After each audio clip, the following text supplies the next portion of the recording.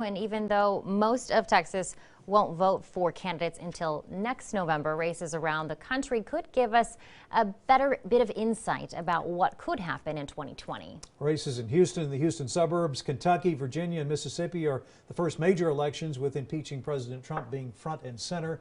KXAN's political reporter Phil Prazen has been watching those, and he's here with more on what's happening out there.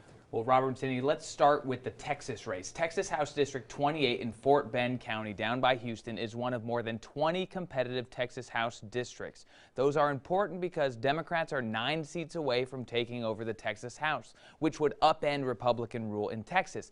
Now, it was very close last year. The Republican at the top of the ticket, Senator Ted Cruz, won that district by just 3 points.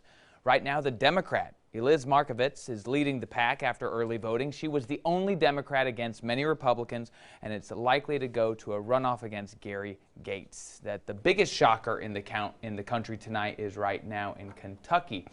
In 2016, President Trump won by more than 60% of the vote, beating Clinton by nearly 30 points. 3 years later, Democrats in the U.S. House have impeachment proceedings underway, and that issue has been a major part in this Kentucky governor's race. Now the Democrat Andy Beshear is beating and leading Republican incumbent Matt Bevin. NBC has called that race for the Democrat. The Associated Press says it's too close to call.